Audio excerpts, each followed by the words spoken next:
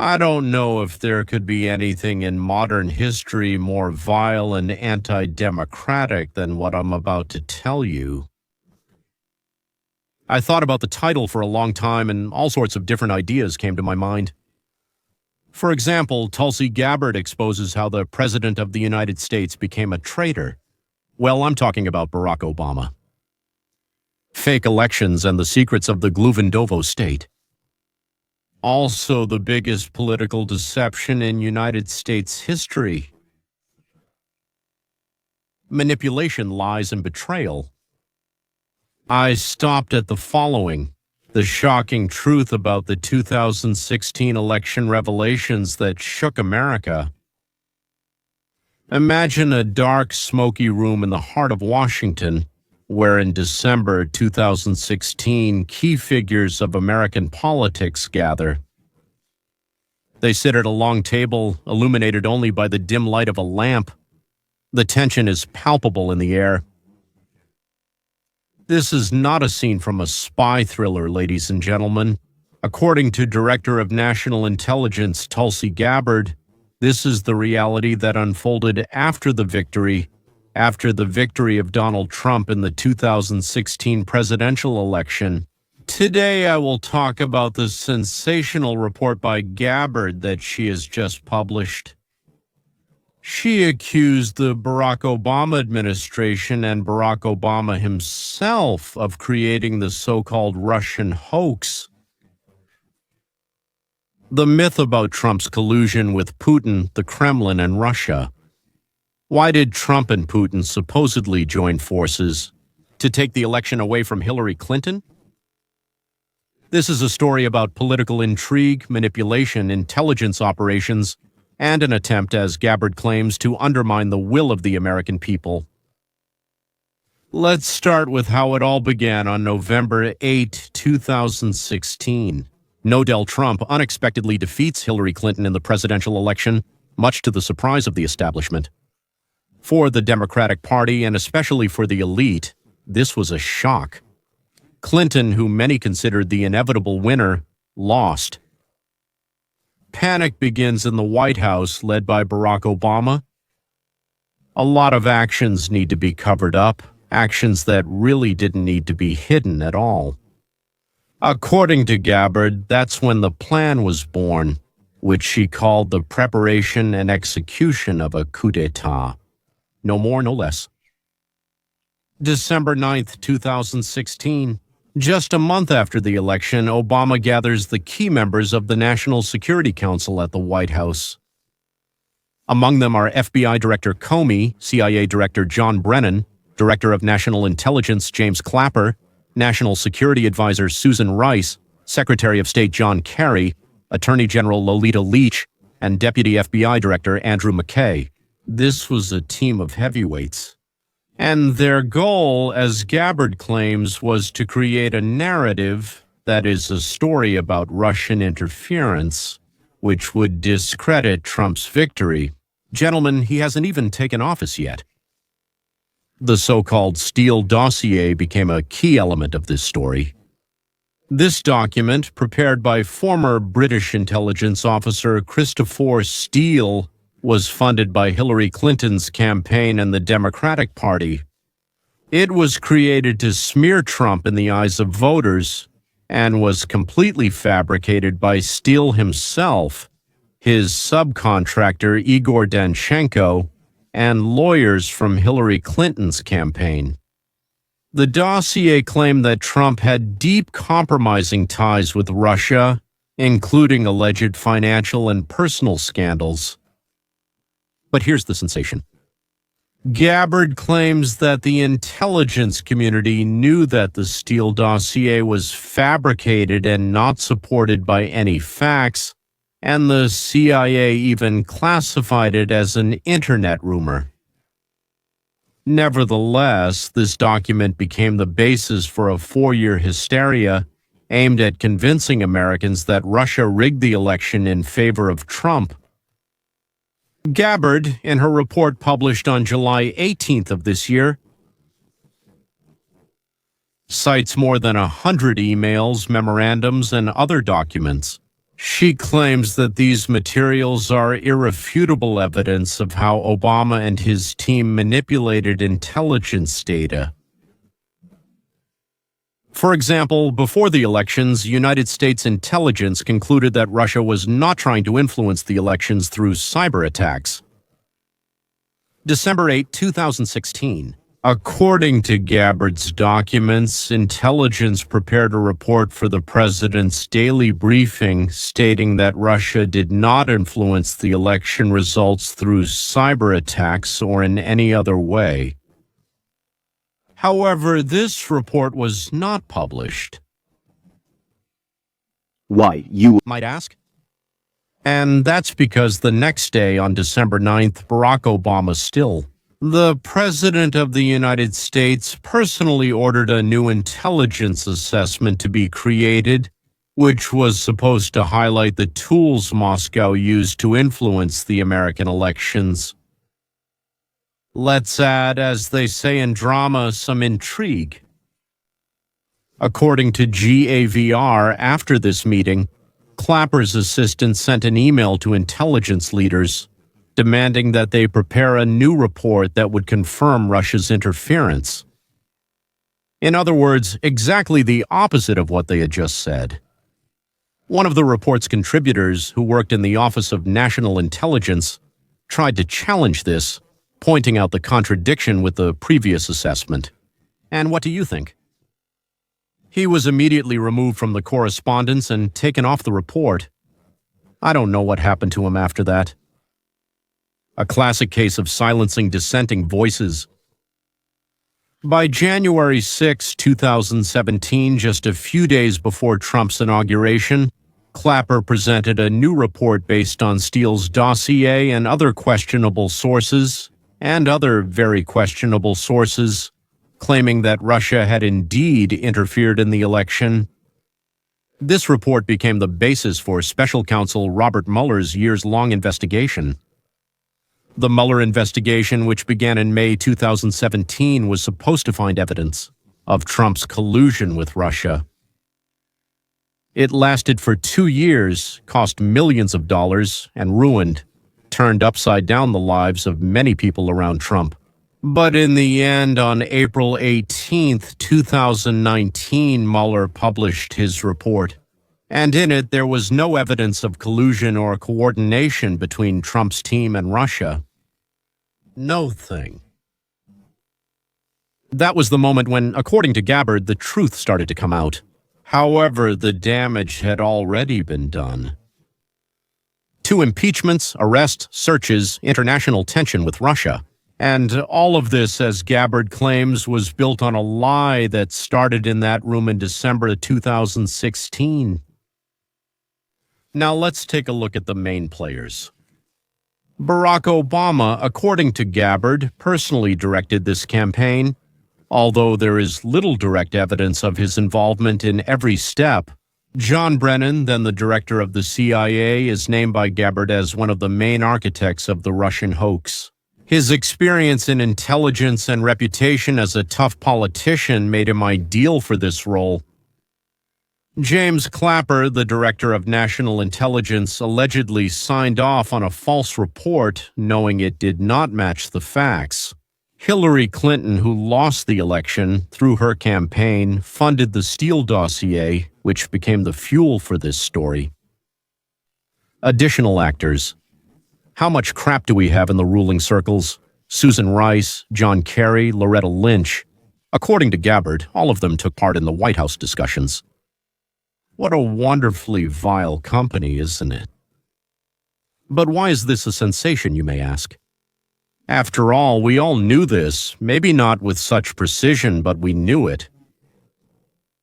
But because of one word spoken and written by Gabbard, she said what thousands of others wanted to say but didn't, lacking the evidence. She called these actions a treasonous conspiracy. She didn't just criticize. For the very first time, she called for criminal prosecution. Obama, Brennan, Clapper, and others. The president of the country is a traitor to the homeland. The heads of the FBI, CIA, and national intelligence are traitors to the homeland. And what is the punishment for treason? Gabbard claims that the Obama administration deliberately leaked false information to the media to create panic about Russian interference. Some critics of Gabbard, such as Congressman Jim Himes, accused her of rewriting history to distract from other scandals, such as those involving Jeffrey Epstein. Gabbard is a former member of Congress, a veteran, and a critic of the establishment.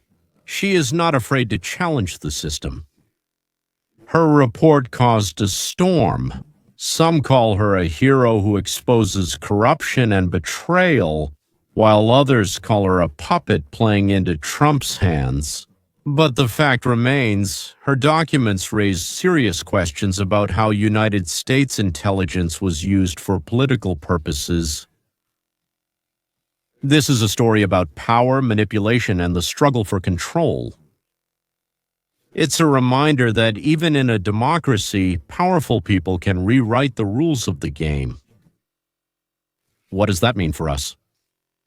The Galvard report is not just a look into the past. It's a signal that trust in the institutions that are supposed to protect the truth is under threat.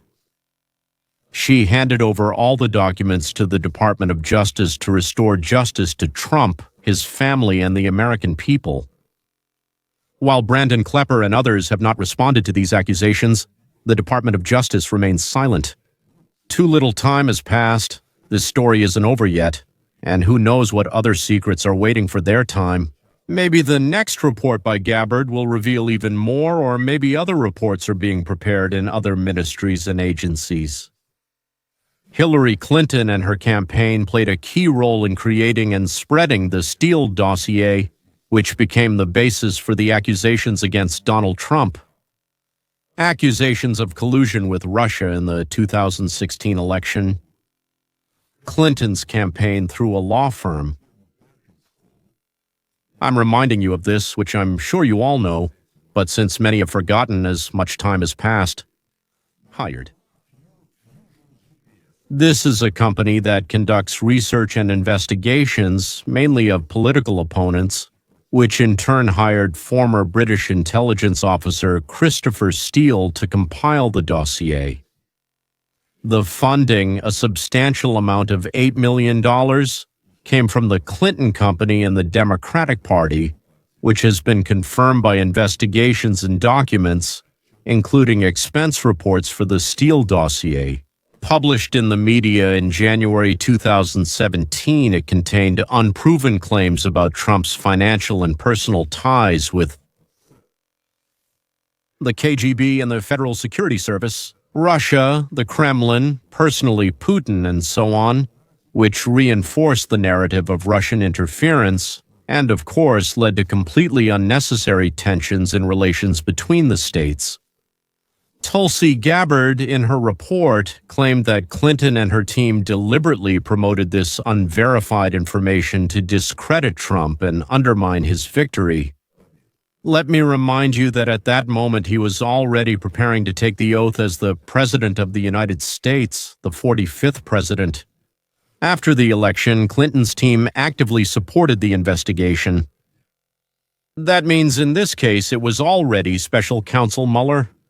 Well, the election season was already over, everyone lost except Clinton, and Trump won. No. They actively supported the investigation, citing the dossier as evidence. This sparked a wave of media campaigns, which, according to Gabbard, was part of a planned attack on Trump initiated by Obama. Well, now there are such speculations, like what if? But what if everything Tulsa wrote gets confirmed? What will happen to Obama and the others? He was the president, and what about them? Let's break down what could happen and what punishments Obama and other participants in the alleged conspiracy might face. We can't call it a conspiracy yet, we're only talking about an alleged one. I'll try to make this brief but informative.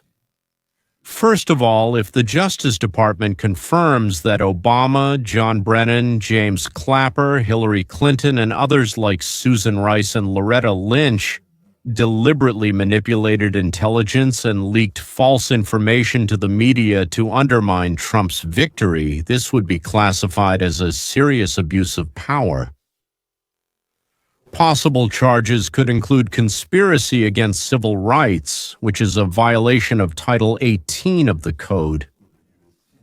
United States Code 241, abuse of official position, misleading Congress, and even actions bordering on treason, although the latter is extremely difficult to prove.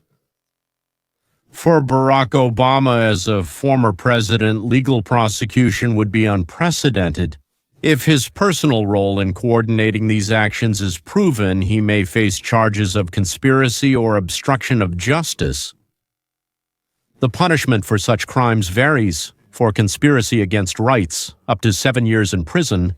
For obstruction of justice, up to 5 years in prison. However, Obama's political status makes imprisonment unlikely. Rather, he may face civil lawsuits, enormous damage to his reputation, and possibly a ban on holding public office, which he, of course, does not intend to pursue anyway. Well, maybe something like house arrest could be arranged. The evidence has to be absolutely bulletproof, so to speak, rock solid. Because Obama's defense will argue that he acted within his powers as president, who cares for the country and protects it from potential threats, that an enemy of the people infiltrated, and so on. Well, and besides, he was protecting what is called national security. For other participants, such as Brennan Klepper, the accusations may be more specific. If it is confirmed that they falsified intelligence data, meaning they received one set of data and then altered it to present something different, they could be charged with giving false testimony. That's 18. I think it's 1001. Yes, so it's 1001. Up to 5 years in prison or for the unlawful use of intelligence resources. Hillary Clinton. As the client of the dossier, she could face charges of conspiracy to spread disinformation or violating campaign finance laws.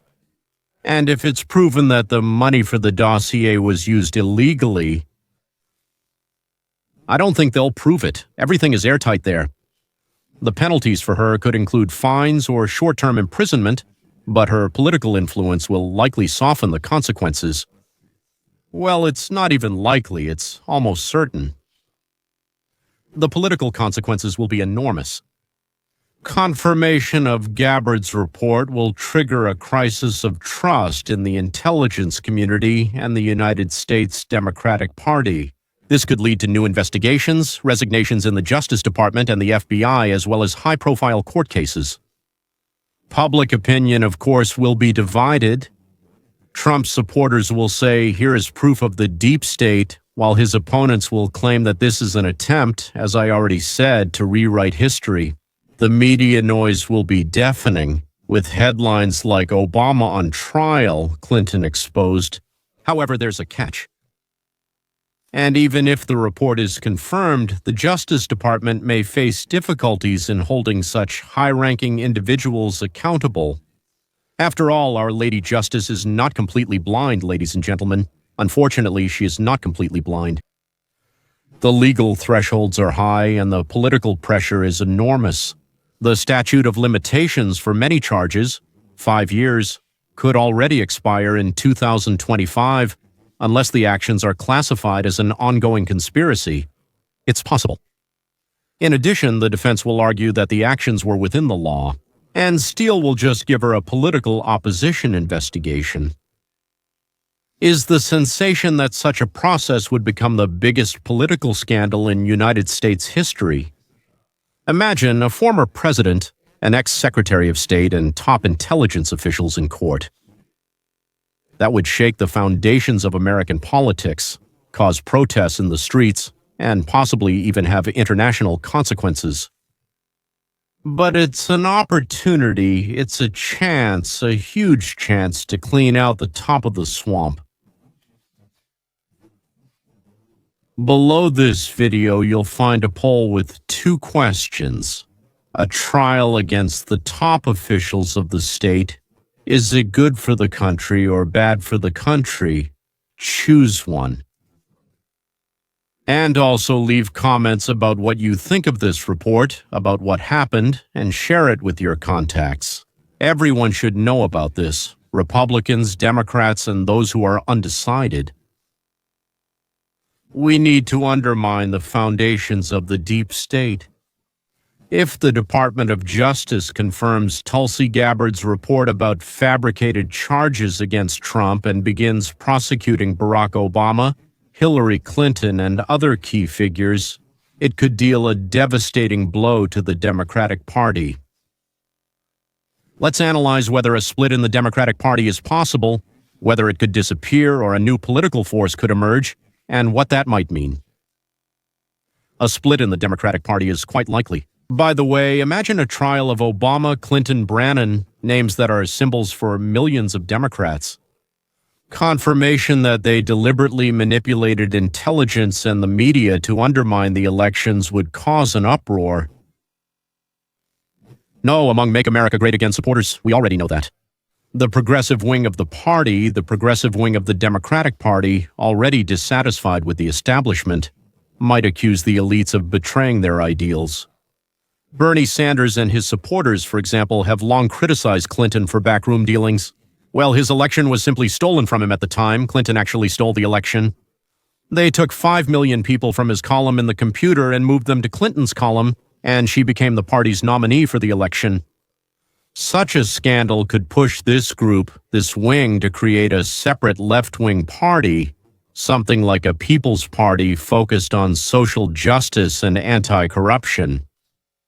Centrists, on the other hand, might try to save their reputation by distancing themselves from the old guard, but their position will be weakened. The complete disappearance of the Democratic Party is unlikely. It's been one of the 2 main parties in the United States since 1828, with a huge infrastructure, millions of supporters, financial resources, and billions, if not trillions, of our stolen money stashed away in various places. By the way, there actually is a historical example. There was the Whig Party, which I think fell apart in the early 1850s because of a split over the issue of slavery.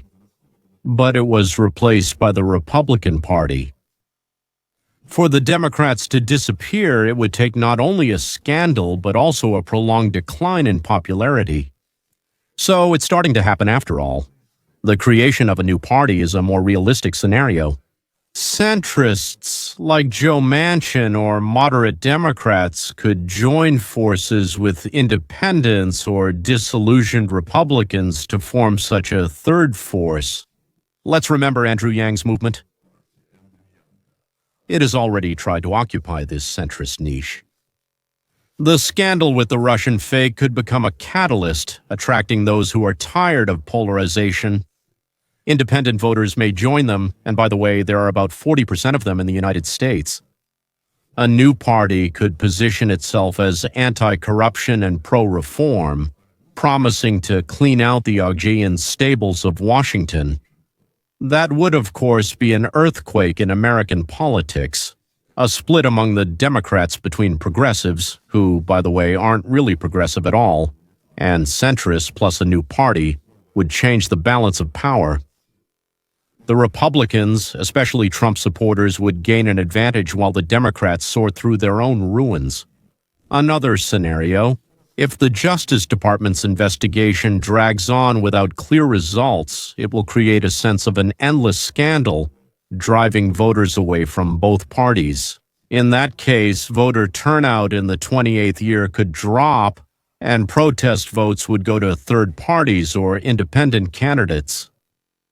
The political landscape will become chaotic, making it harder to predict the winner. The sensation is that this scandal could turn everything upside down. If the Democrats fail to unite and the Republicans play on the voters' anger, we will see either a red wave means the Republicans win everywhere, or the birth of a new political force that will change the rules of the game. Imagine the debates of 1928, where the candidates argue not about taxes, but about who betrayed America more. Over the next 12 months, we will be watching how things develop among the Democrats, as well as how people like Ron DeSantis, Marco Rubio, and Laura Trump begin to position themselves, and also whether Vivek will win the governorship of Ohio, which is a very important point. After that, we will be able to imagine the representatives of the Republican Party standing on stage at the beginning of the debates, where naturally the discussion will be about who is the best successor and developer of Trump's legacy.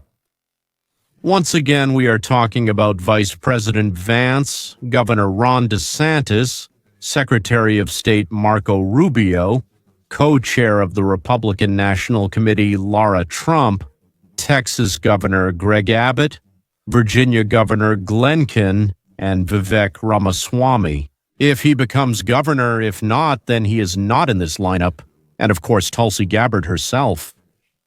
But there is still a lot of time before that and many interesting and exciting events ahead. Ladies and gentlemen, let's share this with everyone we can. It's incredibly important to know this because a huge number of media outlets, all sorts of them and so on, will pretend that this doesn't exist at all. Let's make it so that this exists. Until next time.